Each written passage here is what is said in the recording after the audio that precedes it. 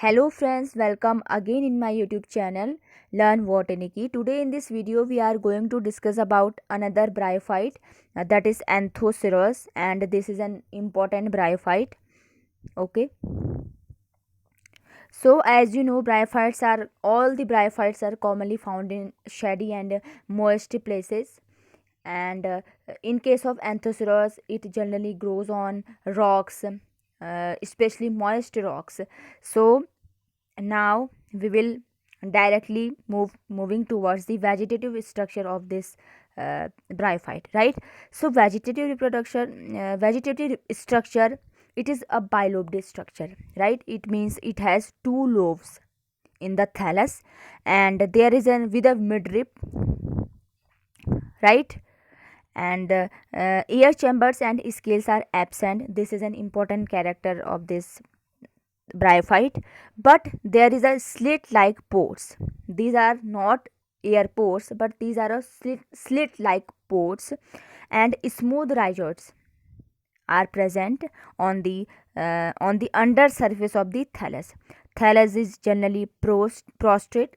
Prostrate means it will grow in a form of mat, like a mat, which generally attached to the substratum by the help of rhizoids.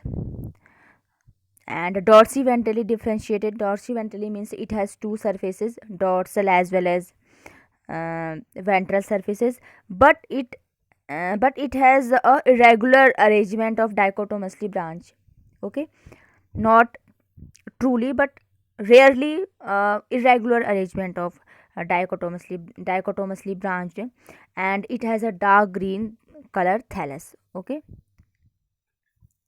now you can see this is the structure of the thallus, or we can say there are different types of species like Anthoceros labis, Anthoceros himalayensis, like, and Anthoceros himalayensis generally occurs in western Himalaya region, right? So this is the structure of the thallus.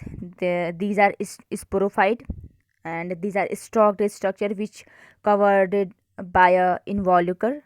This is actually a covering, and this is thallus, and these are smooth rhizoids which are present on the ventral surface of the thallus.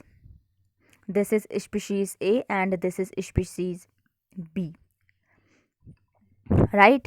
So now see the actual structure of the Anthoceros, right?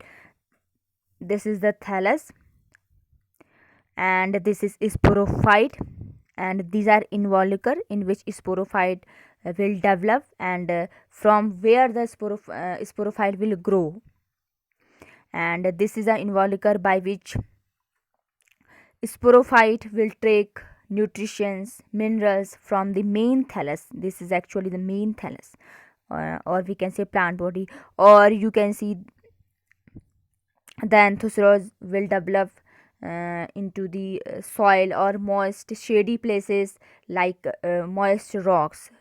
Okay, now come towards the TS of the thallus, right?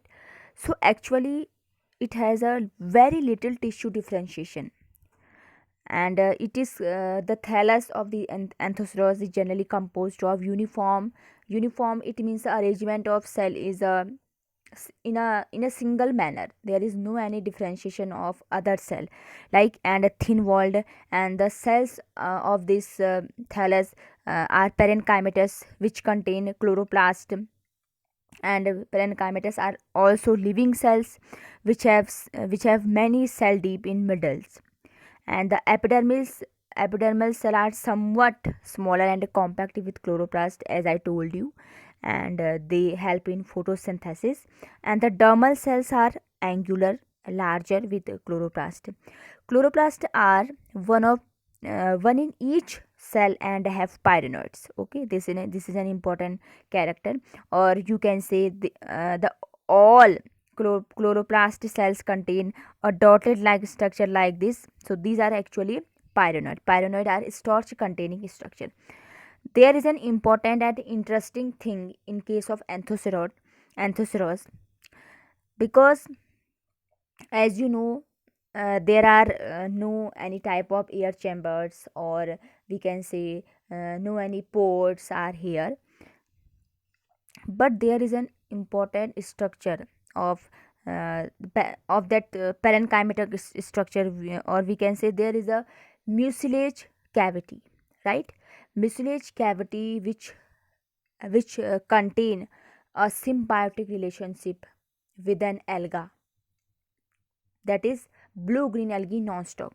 So this is actually an important characteristic feature of Anthoceros. This is very important. You can write it or note it. Okay, so it was all about the external feature and TS of the thallus. In next video we will try to cover reproduction and the life cycle of the Anthoceros. So thank you for watching this video. Stay tuned.